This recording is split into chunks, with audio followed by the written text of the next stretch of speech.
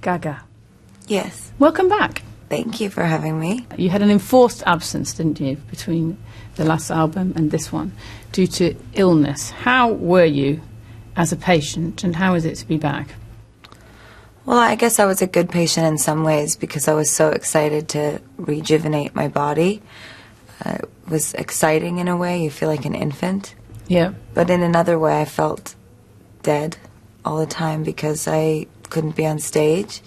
So I guess I just really took to enjoying and appreciating the parts of what I do that are life as art all the time, as a way to make it through that sort of torture I was feeling. I think it was good for me because this stage is, you know, it's a place that I started to rely on, I think, very much, and the fans and that interconnection. And when it went away, I had to find a more spiritual connection with music and art, and I'm sort of on that journey path now. If you think about how you present yourself, say, on stage, if you think about a lot of pop artists, particularly female artists, they're presented in a straightforwardly sexual way very often. You know, they have to be really good looking, they have to be presented as though the first thing you're going to react to is, do you fancy them? You know, do you think they're lovely? And you don't do that. I mean, sometimes you do, and sometimes you don't. How do you regard your body then, within that context? Okay. Well, I would say that in pop music, in that particular sphere, that there's a sort of one-dimensional quality to sexuality. So I think that the difference between what I do and that, if I can maybe start there, is that there's an intention always behind the sexuality, if the sexuality is there. But most of the time, I don't particularly find myself to be very sexy, actually. And then in the beginning of my career, I think that some of this exploration of covering myself up and transforming into other icons and other states of life force was a sense of sexual freedom for me, because I felt quite numb by my experiences and I wanted to escape things. You use sex on this album in quite an interesting way. There's lots of different aspects to it, but often it's used as a way into love, it seems. The sex is going to hopefully lead on to something that will touch you a little more. Would you say that's right?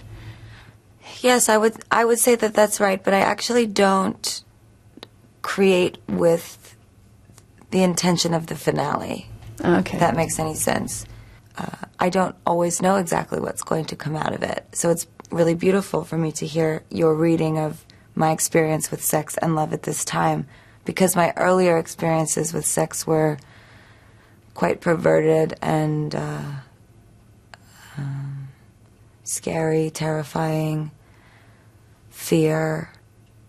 I don't know, it sort of reminds me of these things we're sitting around. Yeah, they're quite spooky, aren't they? It was a little bit sort of terrifying for me. So, but now I have really great sex. Well, she's good. I'm glad to hear it. But, you know, it's just sort of a natural change. When you're talking about your reaction to your fans, your relationship seems to be particularly intense. It is. What do you get from them? I mean, not just when you're performing, but when you see them outside the hotel, when they talk to you?